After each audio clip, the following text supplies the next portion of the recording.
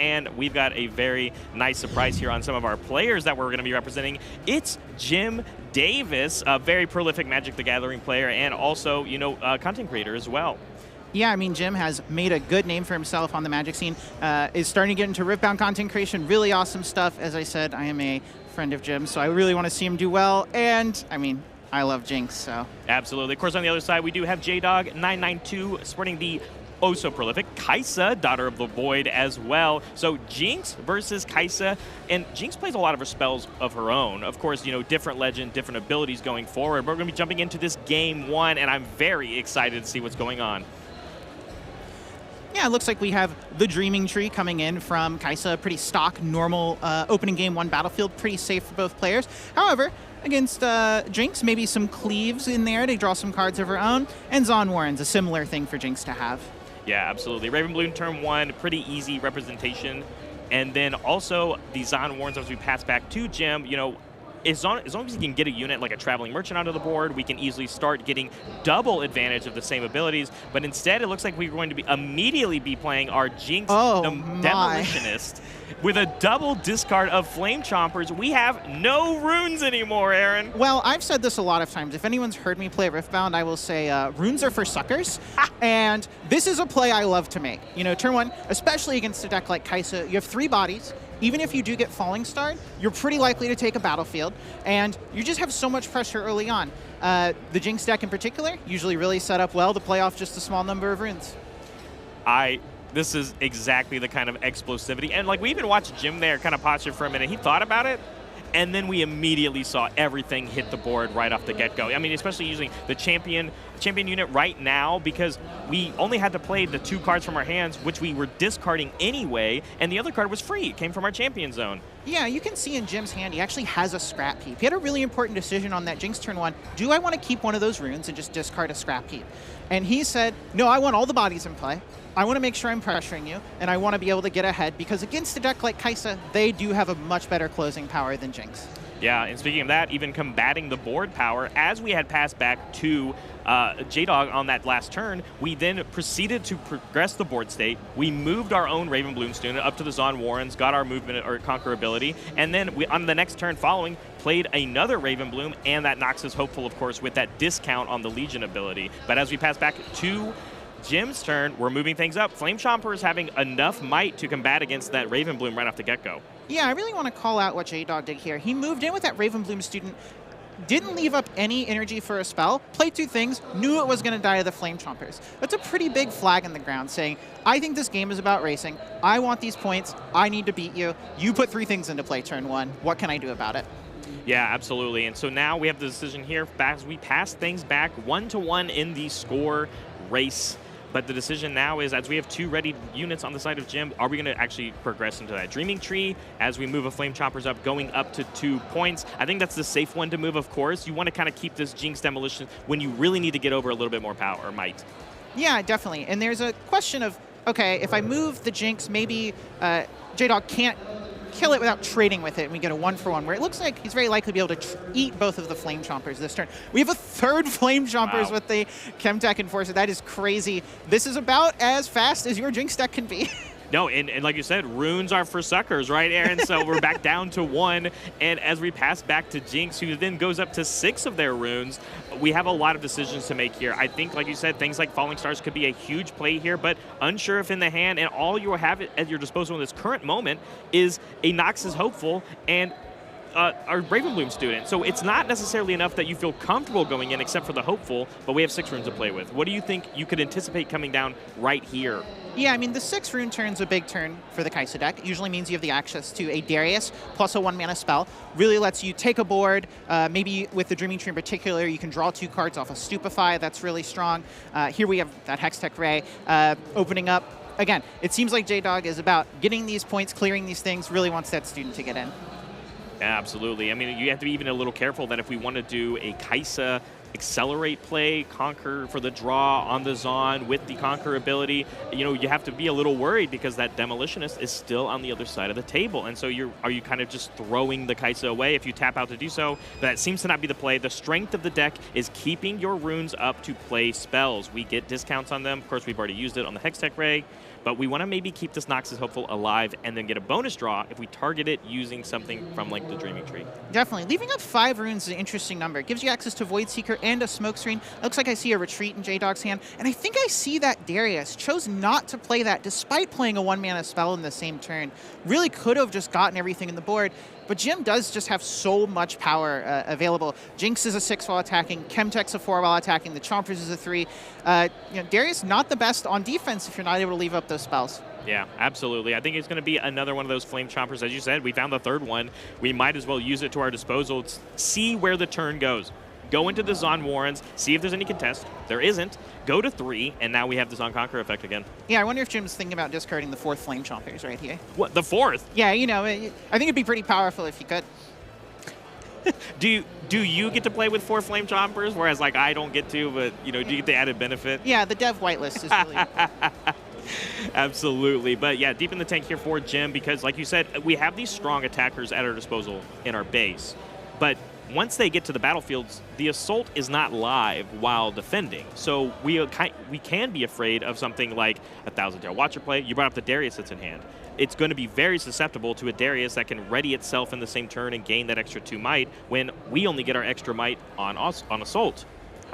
Yeah, so here, it is one of those things where Jinx is really vulnerable, but it looks like we're going just for a trade with that Void Seeker here. Jinx gone. That's a pretty great place for Jim. He didn't get to take that battlefield, but, there's a lot of ways that could have gone so much worse. If there was a Smoke Screen, that ends up with the Jinx dying and the Hopeful still staying. So I think he's probably reasonably happy about this. Yeah, I think even the recycle that, Jinx did have to actually pay for instead of, being able to use your Legend because we've already done it from the Hextech Ray from the turn prior. But like you said, moving in this Chemtech Enforcer to just get the point on the board, going to 4. And so now it's basically just up to J-Dog if he wants to try and compete and keep up in the point match. But we need a unit that comes in ready to do so. But Jim going to keep his board a little bit more healthy. Here comes a Traveling Merchant for later. Yeah, so this is a situation where J-Dog was really patient with this Darius in his hand. And now, once he plays the Darius this turn, as he has a second spell to ready it, Jim doesn't really have that base presence to pressure the Darius anymore. So if you play a Darius, play a spell, go in and get rid of this Flame Chompers or this Chemtech Enforcer, maybe you get to ready with the Darius again next turn and really make a big play to catch back up. Those are my favorite kind of turns because that +2 might on defense is a huge swing, especially if the reason you got there was by playing Stupefies. Because it's the same reason why you like playing a Raven Bloom and then stupefying your opponents because you're going to gain the extra. But here comes the first Falling Stars of this match. Really important card in this matchup. Jinx, I do think is reasonably good against Kai'Sa in the games where they don't draw a bunch of Falling Stars. You do get to put a ton of units on the board, and and Kai'Sa can fall behind a little bit. But this situation, kill your thing in your base, kill the thing at the Zon Warrens. Oh, now my Raven Bloom's +1. Now it's going to be able to take that Chemtech Enforcer. Jim had a huge lead and a huge board, and it's about to be all gone. Yeah, and here's where I would think, just like you said, there's a world where we could have gone into that Chemtech Enforcer, but maybe just completely assessing that Jim might have a 1-mana shenanigan of his own. There could be something that he could play, but I think it's just we're playing it safe. It's just about keeping up in points, but then see, there it is. We even read it. The Hextech Ray still being able to be played because a showdown does still occur. You lose the unit. Yeah, and I think what J-Dog was thinking here is, I have this Darius.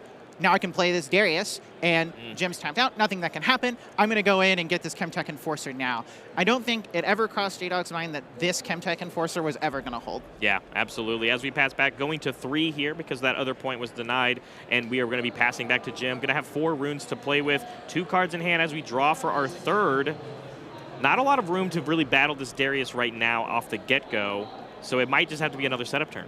Yeah, it is the first turn we've seen Jim have 4 runes in play, so, maybe this is really new territory for him, and he'll get to do some stuff. A Falling Star of his own to take out that Darius. That works from no board, and that's really what he needs here. Yeah, and followed up by another 2-cost Traveling Merchant. Means we're down to 1 card in hand, and we are at the sweet spot we want to really be at, closest for Jinx going into it, and you have still kept the units off of J-Dog's board. As we still pass back, of course, the rune disparity is massive. It is massive, but when you build a deck like Jinx and you're playing Falling Star and Red Jinx and these Flame Chompers, you're kind of expecting to be at this place. Jim, 4 runes, bet he can play almost any card in his deck at this point. the champion unit, Kaisa Survivor, coming in with the accelerate cost to go to that Dreaming Tree battlefield to even up the score game finally in this game. With the bonus on Conquer effect, we'll get that draw, and with that, leaving 2 up once again, the scary 2 runes, something like a smoke screen you brought up earlier that we could potentially see as we pass back to Jim, and with that extra draw, we have 3 cards to play with instead. Yeah, 3 cards, 4 runes, means you probably get to play 2 of them. I think Jim's really looking for something like a cleave here. Being able to go into that Dreaming Tree, trigger your merchant, cleave your merchant, draw a card, really gets you back into the flow of things. You really want to get ahead this turn. If you don't have something like a cleave, maybe you're hoping for an accelerate unit, something like a Legion Rearguard to go and double fight the Kaisa or try and score the Zon Warrens and just keep things flowing. Aaron, I have to point out very briefly that this is the first time I've seen a purple or a Chaos Rune hit Jim's side of the board, actually, and 2 of them at once even. But the first ones I've seen all game, stacked deck coming in just to play and get a look at what we're looking for. And there is a cleave in those 3 cards, like you were mentioning. Yeah, this is a really interesting stack deck. You see a Vi, a cleave, and a Tide Turner. I don't think that's a card you tend to see in these Jinx lists, but it is a card that makes some sense if you're trying to protect your Vi's. A lot of options here for Jim of, do I want to make that cleave play this turn? Or do I see myself maybe trying to win with like a Vi Ride the Wind play, and I need this Vi now? Big moment for his planning of how the next like 3 turns of this game go. And I think it's the best part when you play a card like Stack Deck. I think it's not just about those 3 cards, but you now have information of cards that you will not see basically the rest of the game. So what you choose to recycle from that effect does mean a lot in these games for Riftbound. And so hopefully we're going to determine as we are swinging into this Kaisa, I can only imagine we did end up grabbing that cleave. Yeah, so we definitely have the cleave here, and Jim is probably taking the read from earlier with that Void Seeker turn against the Jinx that J-Dog doesn't have a smoke screen, or if he does, he drew it in the last couple turns. Absolutely. Yeah, so the on-move effect we get from the Traveling Merchant, and of course we do pay the 1, and we are going to cleave this and draw off of the Dreaming Tree, just like you said. And so now with Assault 3, but here comes a rebuttal for the retreat that we knew was sitting in hand for J-Dog, and again, also targets his own unit, drawing off of the Dreaming Tree. So an exchange of draw, but the point still going to go for Jim. Yeah, I bet Jim's pretty happy that he saw the 1 energy get exhausted and was like, oh, am I going to get stupefied here? Are we going to trade? And it turns out, oh, no, I do get to score my point. This is really great. I need to get to that 6-point threshold so I can threaten that Vi Ride the Wind. Absolutely. Follow things up with a Noxus Hopeful. And we want that to stick there. And here comes a hidden card on the side of Jinx. You know, we saw a Fight or Flight get discarded already, and we've already talked about Tide Turner, so I really have no clue which one this could be. Yeah, I mean, I think if you are J-Dog, you're just going to assume it's Fight or Flight, right? Yeah. A lot of these decks, that's the only hidden card they play, especially if you're used to playing against something like Annie. That deck tends to only play Fight or Flight as their hidden card. Well, it's going to get killed, so we're going to see, and it's a purple Teemo. That is not a card you tend to see in these decks, so you can't really predict. J-Dog doesn't have an Accelerate or another answer here. It looks like Jim's going to get to hold the score a point. That was crazy. I did all of a sudden having an extra hidden unit onto the board. I mean, I think hidden units are so powerful because of the context you just explained, right? It's not just about it being a trick that you get to play, but your opponent thinks it might just be a spell, but actually it will retain that hold value. But the secondary is for J-Dog this game coming into play, and because we've already baited out our first card for the turn, the ability that says it readies, it's going to come in and easily get rid of that Teemo. Yeah, it looks like J-Dog did leave up 3 for a Void Seeker. So Jim can try and move into the Zon Warrens, but if J-Dog has that Void Seeker, it's a pretty big blowout for Jim. There's a world here where maybe he just deploys to his battlefield and waits a little bit. He did get some cards here, has 5 runes. Again, the most we've seen from him in this game. Yeah. And, you know, this is an opportunity to, okay, you're only at 5. Maybe I have a little bit of ability to wait. Yeah. I think you're in that same situation, too, on the other side for Jim, where, you know, an offensive swing with the hopeful, give it a cleave if we had another copy, you know, getting that Dreaming Tree repeated proc. But we're already getting these bonus draws from Jinx herself. We're trying to find and dig for these pieces to close out these games, but we have to get to 6 points to do that double conquer play that you're talking about. You know, if we're trying to do a ride the wind by trick that not just Annie can do, but as we're showcasing here, Jinx is allowed to play that same combo.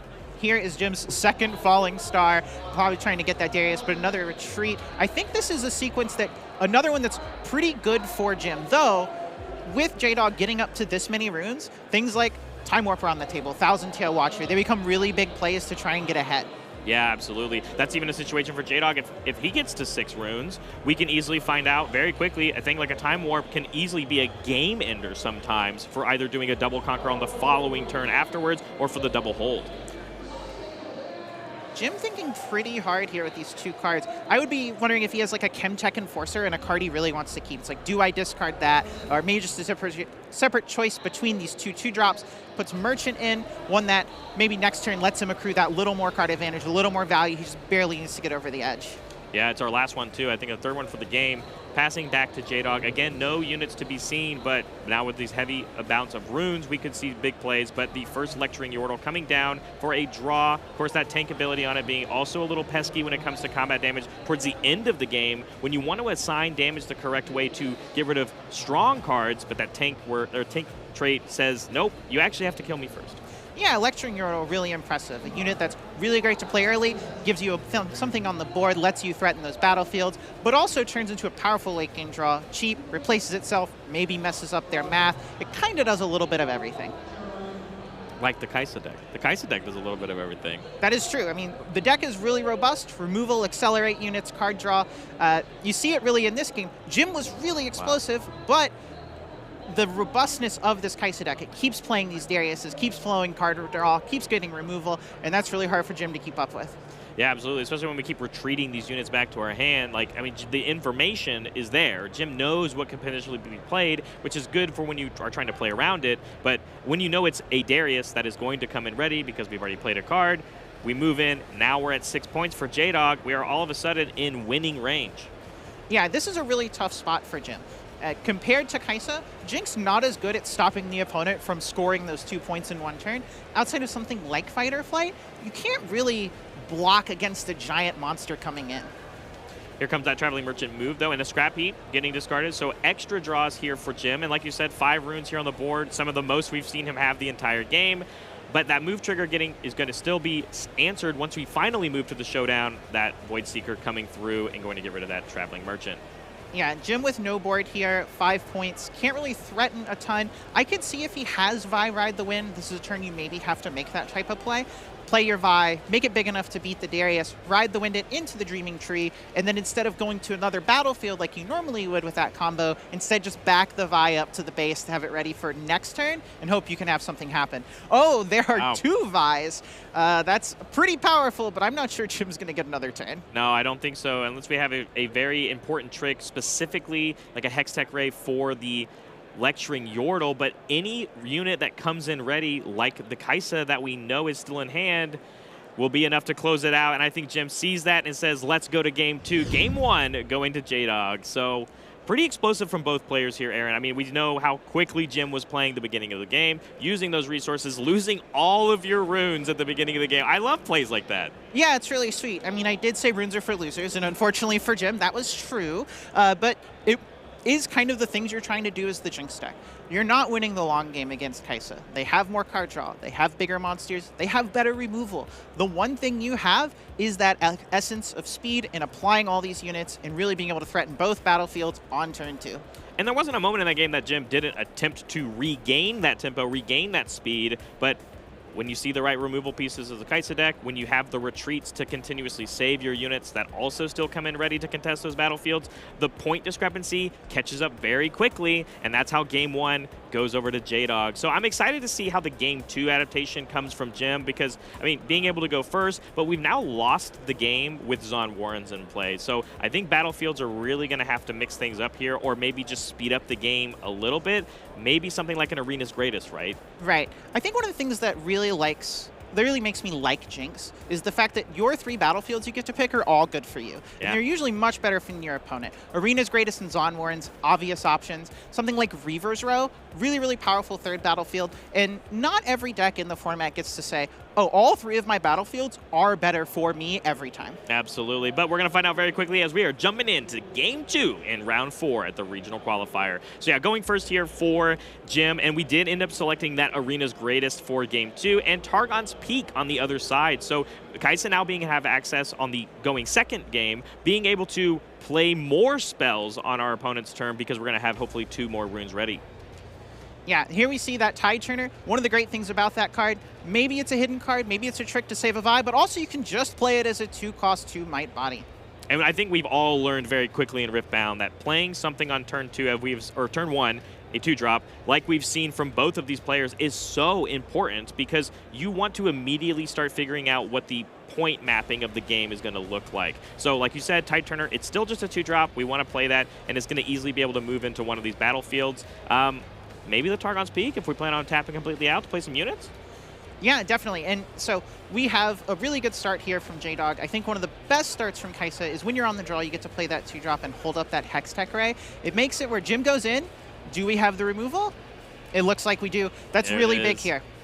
Hex Tech Array, just like you said. And so that Tide Turner, unless we have some sort of trick as Jim doesn't immediate. Okay, there it goes. It's gone. But now with 4 runes to play with and now Kai'Sa completely tapped out, what are you going to do now to set up your board? But this is now acting as if, because of that removal, like you said, it's like Jim went second, at least when it comes to board presence. Yeah, I mean, this is one of those situations that is really tough for Jim. He has that Jinx in the champion zone, can choose to play it and take one of these battlefields, maybe get that Targon's Peak and ready 2 of his runes. Maybe he has something like a Fight or Flight.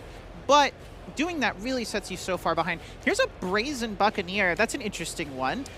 Yeah, it costs 6, but we're going to discard a card to reduce its cost, and depending on what this discarded card is, we could see even like another Flame Chomper come into play. But it's got 5 might, which for 4, which feels really good then.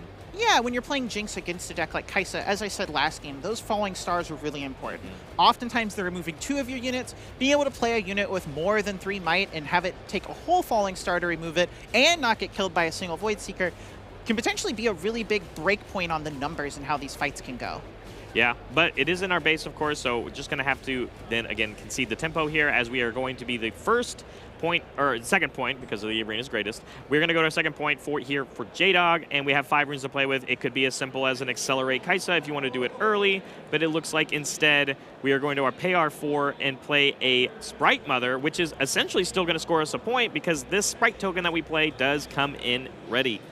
Yeah, so J-Dog here, gonna get 2 points, gonna get that Targon's Peak, ready 2 runes, leave up a Void Seeker. It looks like if Jim goes in, if it doesn't have access to something like a Cleave, it's just gonna get potentially removed out by some of that red removal. Can we talk about a little bit about the Sprite? It feels so bad attacking into a temporary unit.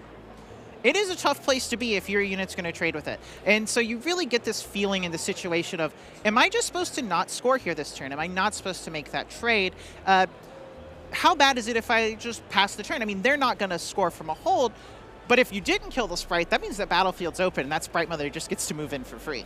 And on the other side of it, attacking the other unit knowing the Sprite will be disappearing feels really good. But like you said, it just means that there's like an uncontested battlefield for the player that put the temporary unit there to come and take it again on the next turn, just like you said. And because you said it won't be a hold effect, you'll be able to get the on-conquer from the Targon's Peak again. Yeah, Targon's Peak in particular, great thing to take with this Sprite. Jim, big turn here, has 6 runes. Really, the things you're trying to think of here are, can I take both battlefields?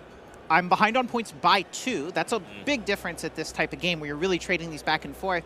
And if I can't take this by 2, is there a way for me to try and play this long game? I do have Brazen Buccaneers, it looks like. Maybe my units are bigger. Possibly has something like Darius in his deck. There is the Falling Star. That's probably going to kill both of the real units here. That's probably the best play I can imagine happening right now, because not only will this Brazen Buccaneer be able to help us get back to that point discrepancy that we are at, but we have 4 runes now to play with still to play more units. We played a card. Double Noxus Hopeful, I think, could be very strong here for having 2 more 4-might units on the board. Yeah, double Noxus Hopeful. Again, more of those units that don't die to Falling Star. J-Dog hasn't had a chance to play a really powerful Falling Star himself this game. Maybe has one in his hand, wants to wait. I think this is an opportunity for Jim to get that little bit ahead. Interesting note, J-Dog also out of blue runes now. Yeah. Potentially things like Smokescreen, there's no guarantee they're working. And we see a Teemo played to the base. Again, like you said, it's one of those cards that, yes, it functions as a hidden card, but it's also just a 2-drop, and we just want to play cards.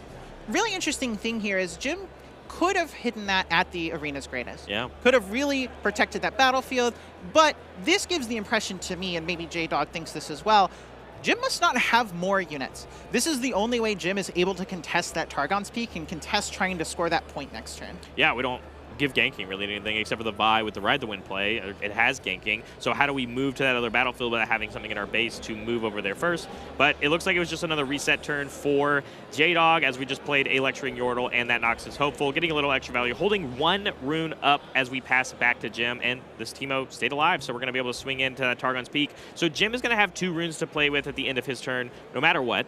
But we have 6 to play with now, once again in that same spot. This is still the most runes I've seen Jim have this whole match, basically, because we usually throw some away. I'm waiting for the Flame Chompers to keep coming back so that we keep continuing to have more cards on our board. But instead, here comes that first Vi for this game. Yeah, there's a couple things going on here that are really important. One, Jim got to 4 points and is ahead on the race compared to J-Dog. If they both score 2 points every turn, Jim will get to 8 before J-Dog does. They was behind by those 2 points, was able to find his way back because of J-Dog's weak turn there, and also now having to deploy that Vi, which is kind of not what you want to do against Kai'Sa. Now it is vulnerable to that Cathian Rain or that Falling Star, makes it way harder to get that Ride the Wind combo later when you're forced to play it now. Yeah, I think any sort of very, very high play, a Cathian Rain type of idea, or, you know, even a Darius here to contest against this Brazen Buccaneer. It's just a scary position to be in because I feel like both of these units out of these battlefields are going to be gone this turn, like you said. And we're going to go to 5 points for J-Dog's side, and then you're just staring at the Vi. But if it's something instead like a spell that can target the Vi, then it feels like Jim's entire board is gone once again. Void Seekering the 1/1, one of the life's lowliest sad things you have to do. That's the type of situation where it gives the impression J-Dog maybe can't fight through the Brazen Buccaneer without using both units, or really is trying to draw into something powerful to play this turn, possibly a hand of just all spells and no units. Yeah, that makes sense to me. That I've never really thought about it in the sense of, wow, you're right, this could deal 4, but instead right now it is only going to deal 1 to this Teemo. But like you said, it still gets it off the board, but it also just sets up as the first card to be played for this Darius, as it's now going to come in ready and have the +2 might. So the 7 being able to contest against this Brazen with the tank on the Lecturing Yordle, it makes me feel like this Darius is going to be super safe. The fight or flight, though. This is the big problem with the play J-Dog just made. Moving in with the Darius and the Lecturing Yordle means that fight or flight gets to eat your Lecturing Yordle for free. You were playing around, you saw Hextech Ray from Jim game 1. If you had it before, it would have traded with the Darius, where the Lecturing Yordle would have protected it, but this is a bad scenario. That was, and all of a sudden things are coming up Jim a little bit more because we're going to get that hold, not being able to be contested at all just by the Nox is hopeful, and we now have this Vi ready to go. Jim going to 5 here. If we can just get to 6, we will be in range for that double conquer play that we know oh so well with this Vi. Yeah, I mean, J-Dog has no runes up. This Vi can take that battlefield. There is no recourse. Jim really in the driver's seat here. It's mostly about how can I make sure I am set up at my base, ready to take both of these battlefields again on the next turn. You think we finally drew all of the Flame Chompers or Scrap Heaps? Do you think that Demolitionist will come into play now? I mean, again, it's another one of those 4-might units that can avoid a Falling Star's range, at least for the, you know, needing both reflexive triggers. But it also would give you so many units on the board. As long as you can use one of these units to take over and grab this Targon's Peak, you'd go to 6. And then you're just staring at J-Dog going, hey, you basically have to remove my whole board or I'm really threatening the game here.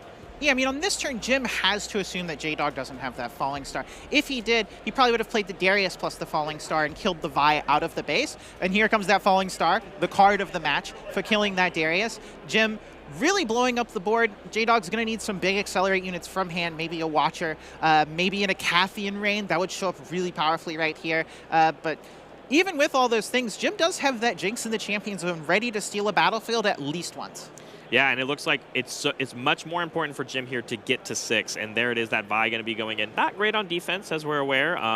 Doesn't gain all that extra power or might because you're going to have to recycle those cards from your trash, but instead, it does still offer the 3 might to be here. That Noxus Hobo is probably going to take over, but still 5 runes to play with. But if we're going to be playing cards like Fight or Flight defensively, we might want to keep some of that up again, but the Targon's Peak Conqueror says we're going to get him back anyway.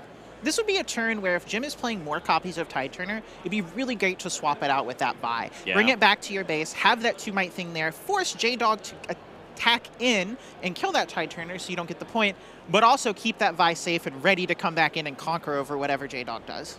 It's some sort of 2-drop play as we are doing the one. No, there's a hidden. I mean, it's the same idea, right? Well, so that must not be a tide turner. If I'm J-Dog, I'm like, that can't be tide turner. Maybe Jim is trying to finagle swapping the tide turner with the Buccaneer and having a really big defensive wall. But if he had that tide turner, I think he would just play it and swap out the Vi. Instead, we've seen Teemo and we've seen Fight or Flight. Both of those particularly good here for different reasons. Fight or Flight able to protect the Vi from a removal spell like a Void Seeker or a Hextech Ray. Teemo allowing a unit to survive through that Noxus Hopeful coming in. Yeah, turning the Fight or Flight into reaction speed matters a lot, at least when it comes to fighting against certain cards. So I like the idea of it, if it is the Fight or Flight, giving it that extra bump.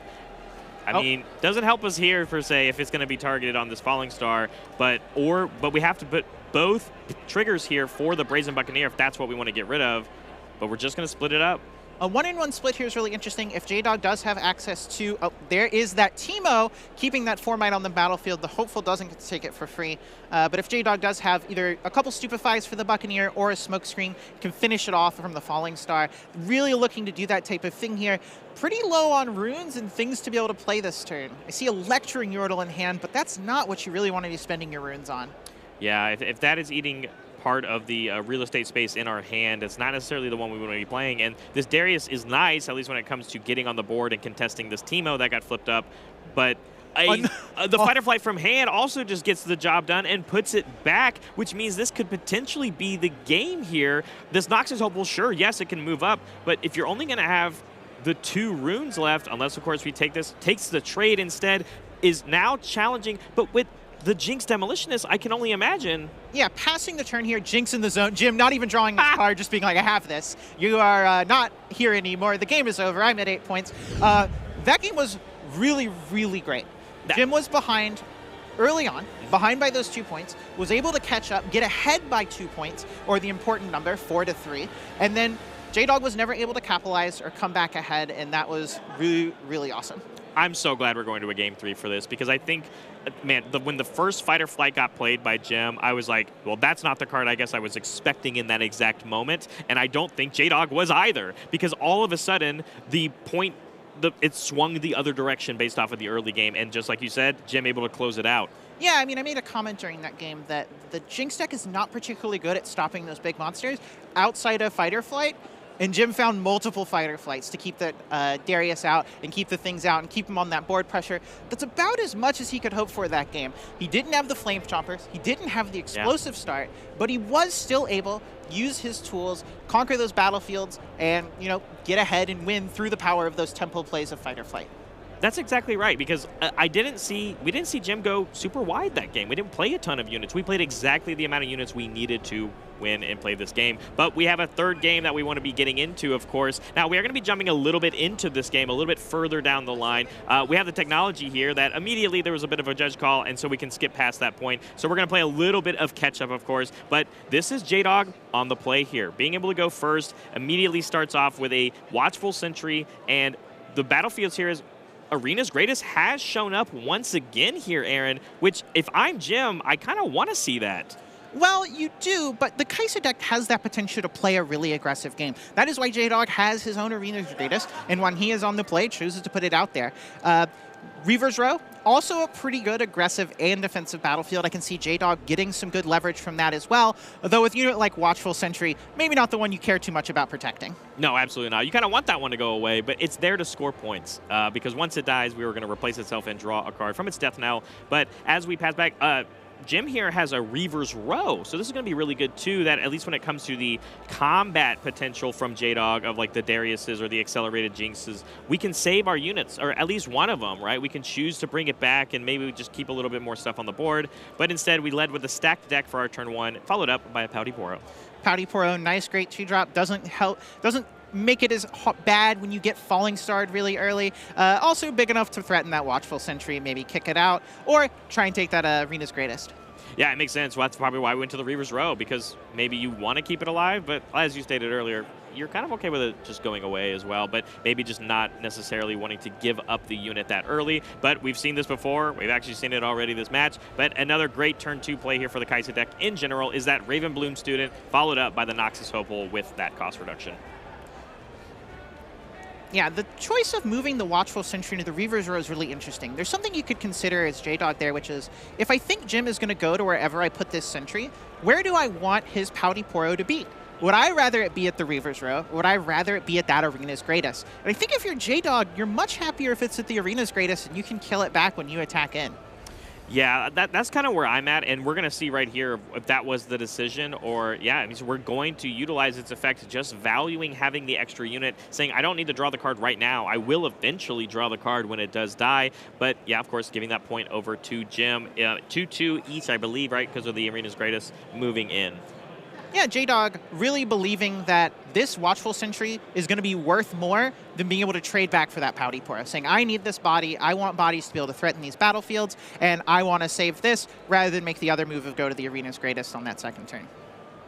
Yeah, absolutely. Now, as we pass back to Jim, we have our 5 runes to play with after we've moved up with that. We're just going to play Traveling Merchant plus Vi, very early Vi here, and I kind of think that's sometimes a scary decision to make because it's very vulnerable. It is very vulnerable, as I said. Falling Star in the base right here would be really bad for Jim. Pick off that Traveling Merchant, pick off that Vi. But sometimes that's the only 2-drop you have, and you really do want to play 2 bodies on that second turn. I can believe Jim also maybe has the second Vi in hand. The second one tends to not be as good. You can't make it as large, and you're not too worried if the first one dies if you have the second. Yeah, Watchful Sentry now moving over, getting that full value. Like I said, we kept it alive, moving it over to the Arena's Greatest. And here comes that Sprite Mother that we saw in Game 2, going to give us this Sprite token, which can easily contest against this Pouty Poro. It is very funny seeing Sprites go to the Reaver's Row, because it's like, oh, do I want to save it? I guess it doesn't really matter. That is an interesting play to do there, but probably, yeah, what would you do? Would you keep it alive? Sometimes it's about letting them know you don't really need it. Just, let it go.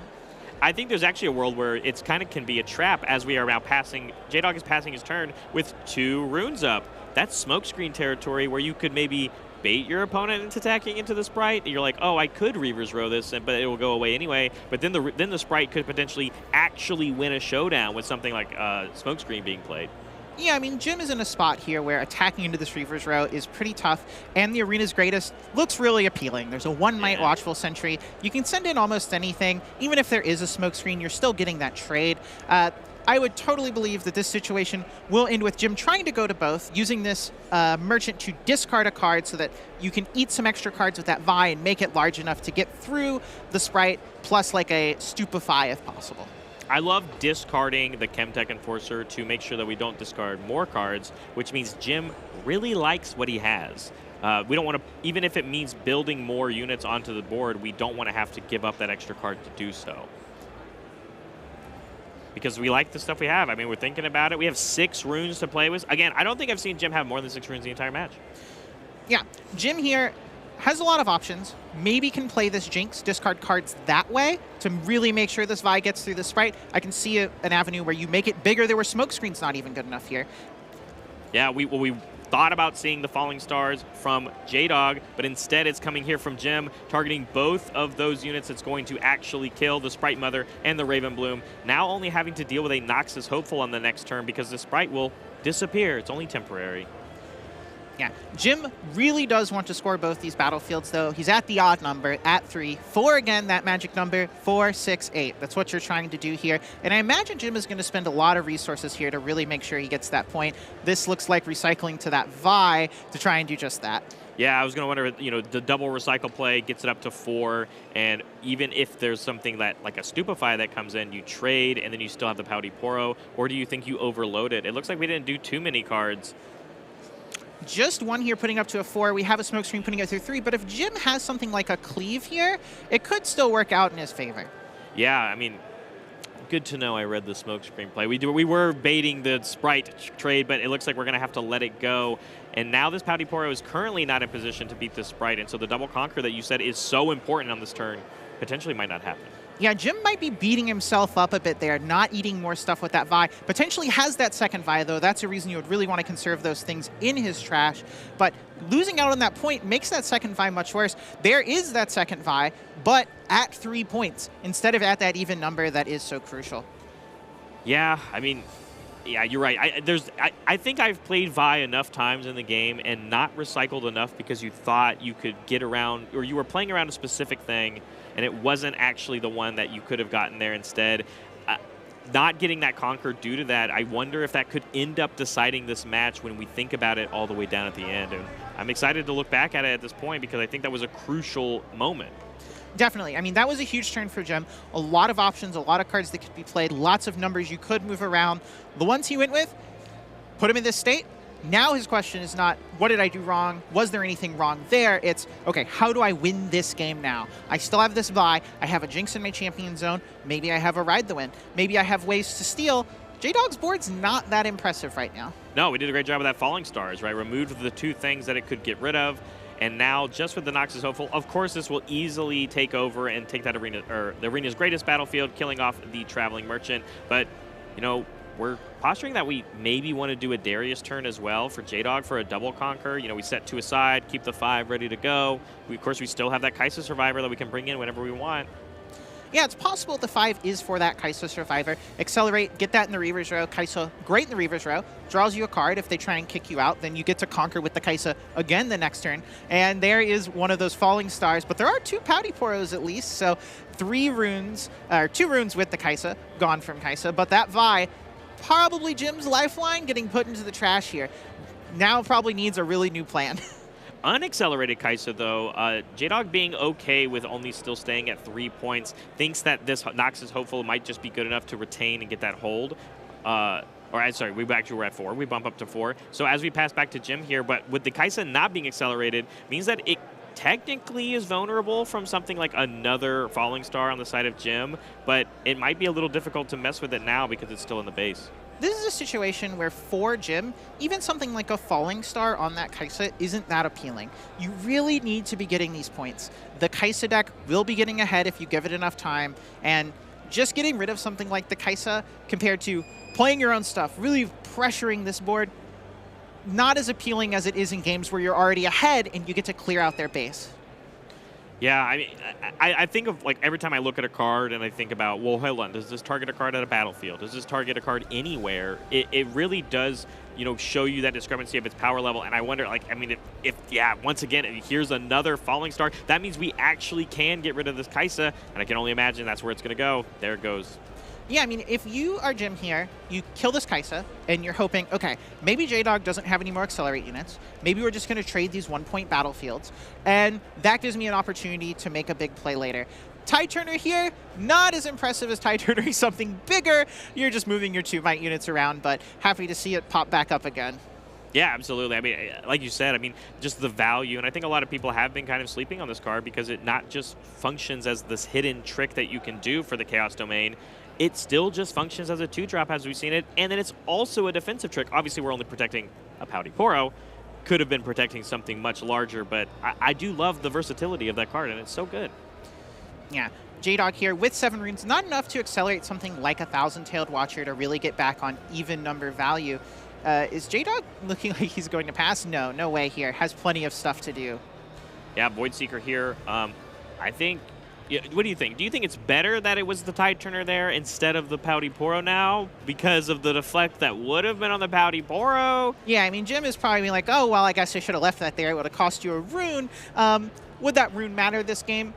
Hard to tell. It seems like J-Dog has plenty of things going on, and I imagine if there were any Time Warps in the deck that would need 10 runes, those probably got boarded out at this stage. Yeah, absolutely. I mean, the games are going so quickly, right? At least when it comes to the board state and spending our runes for power costs, of course. But, I mean, the fact that the Noxus Hopeful, J-Dog chose to retreat it back, keeping it safe, potentially for, you know, the double conquer later, but we're only at 5 points. So this is now an opportunity that if Jim, now taking this Reaver's Row, could play some sort of accelerated unit, and I think that's exactly where this accelerated Jinx Demolitionist is coming in, as we're going to get a double discard, one of which being a scrap key. But we also did discard a key card, I think, for a good play, the Ride the Wind. Right. Well, that Ride the Wind lost a lot of its value. We've had 2 of our Vi's already get removed this game, and this game actually has gone pretty long, a lot of one-scoring turns. Jim being down 2 Vi's and a Ride the Wind and finally playing as champion, the ways he has to finish out this game are dwindling pretty quickly, and he's going to really need to make sure he finds the last few. Yeah, I think it might actually come down to, do we have the other Vi and another Ride the Wind? Jim moves in with the Jinx here, which is really interesting. J-Dog passed with 4 runes up. Yeah. As Jim, I may be thinking that's a Void Seeker. My Jinx is going to be removed there. But J-Dog just let it go through. J-Dog having, looks like 4 cards in hand. Going through Jim's head, what could those be? Maybe it is things like Stupefy, Smokescreen. Maybe it's another Falling Star. Maybe it's that Thousand-Tailed Watcher. He couldn't play that turn, but it's definitely some of the more slow and clunky cards compared to the really swift removal. Oh, and whoa. The double hide here, I think, is so fun. And I don't know what those cards are. It's going to be a surprise for all of us. But the fact that you're at 6 with a unit at each battlefield, it means that something like double Fight or Flight could be game-winning. But it could also just be like some Teemos or something. Yeah, I mean, Jim didn't get the Over the Runes for losers game 1, but this game, they are all gone. Play our Jinx, get in, lose 2 runes, hide 2 cards, no hand. What do you have? I think your hand's pretty clunky. Let's see it. Going with a Hextech Ray right here, though, and going to be targeting that Pouty Poro, of course, for the Deflect cost. But because one of them was a Ride the Wind, it can secure our Poro by moving it off of that battlefield, because Hextech Ray only can deal damage to units at battlefields. Yeah, this goes back to that Fight or Flight, when it's hidden, becomes a reaction. You can respond to those things like Hextech Ray, and that's really, really important in a matchup here like Kai'Sa. Yeah, absolutely. As we're getting another 2 with a double recycle, a Falling Star coming through here, it would either have to be double triggers on to the Jinx. Yeah, there it is. That's the only way that we're going to remove that right here. But if Fight or Flight moves it back, it doesn't matter. Doesn't do anything. That is tough. So Jim was really hoping J-Dog's hand there were just accelerate units. I hope you have Thousand Tail Watcher. I hope you have Darius. Please don't have a bunch of removal. And it turns out J-Dog's hand was Falling Stars, removal, Hextech Ray. Jim now out of cards, low on runes, just a Pouty Poro. J-Dog at 6. This looks like it's probably about to be wrapped up here. Yeah, I mean, there is still some hope, of course. You know, we're Jinx. You know, we get to see some more cards. We're going to get another Chaos Rune and a Fury Rune. But, like, a Cleave does get your Pouty Poro in winning range for that battlefield. I just don't know of a unit that we can play right now for 2 that would come in ready. And that's the big problem of just, like, how can we get to that battlefield right now? Maybe it's the same situation, though, for J-Dog. If we can just contest this Noxus Hopeful, they won't have enough units to win either. Right, so we get to go in with this Pouty Poro, though, right? So now we're going up to 7. J-Dog only has Electring Yordle. That's only 2 might. Currently only offering a trade. J-Dog maybe can't win on the following turn, but if he had the read on Jim having all those Fight or Flights and is saving those Accelerate units, one of those right now would be backbreaking. Yeah, absolutely. This is actually obviously the most tense moment of the matches. We are at time. We have gone to turns, but with the score is so high, I can only imagine the game will still be ending either if not here for some crazy play from Jim. It would, man, I guess it could be Fight or Flight plus Cleave is all I can think of. That's exactly 3. That would be really, really good, really impressive pair of draws. But that's the thing about Jinx is if you ever need 2-card combos, you can peel those off the top. There it goes, counting down our turns. Jim with 2 cards in hand, thinking really hard about which ones to play here, which makes me think he only gets to play one of them. Only one of them. Is it the winning one? Is it potentially the losing one? As we are paying 2 for something. Right, the win cost 2. Ooh, okay. Looks like he's just going to establish some more cards on the board. The hold for the extra might here kind of matters. Oh, he couldn't play that Falling Star. He had those 2 Chaos Runes. You know, that is a pretty backbreaking thing. Even if he could, though, could just kill the Noxus Hopeful or just the Yordle. There is an Acadian There it is. And that is it. Wow, how close the end of that game got for Jim. All the way down, the double Fight or Flight read, trying to be the play that wins him the game. But at the end of the day, it looks like the spells reign supreme. So J-Dog taking it down, moving on. He was already 2-1, so now moving on at 3-1. He's very much in the race for trying to make it into that day 2 for top 64. So, but at the end of the day, I'm so glad we got to look at that Jinx decks because I think that was a true highlight of what that deck can do. Yeah, I thought we saw a lot of cool things in those games. We saw Jinx game 1, vomit all its hand on the board, get 2 Flame Chompers, get this Jinx, blow up all my runes. Game 2, a slow, grindier game with these Fight or Flights, keeping that tempo, letting you get ahead. And in Game 3, Jim really exemplified one of the principles of aggressive decks, which is play to your outs, moving those units in, hiding those cards, hoping that J-Dog's hand was not spells, just units. And then at the end there, a very similar thing, thinking about where to play that Chemtech Enforcer, chose to play at the battlefield, If J-Dog has somehow no accelerate units and no removal spells, maybe he can't stop you and you hold. But at the end of the day, Kai'Sa has a ton of answers to a ton of things. Yeah, and that's exactly what we saw it end up being. But I think at the end of the day, I did learn a lesson, Aaron, and that's runes are for losers, because I think that game was played incredibly well by Jim. And, you know, I think we're excited to get ready to our next feature match for round 4. So, but it is one of those things to where it's like, I want to see Jim. I actually had the pleasure of talking to Jim at some point this weekend, and he is very much here going for that race for the medal card. So I do wish him luck, because only 2 losses so far is still not a bad thing to be mad about. Yeah, there's probably not a ton of Jinxes in the room. Not one of those decks people consider one of the strongest coming into the weekend, but that gives you a strong opportunity to fight for that best of prize, which is really, really cool. I, of course, love Jim, and I guess him the best.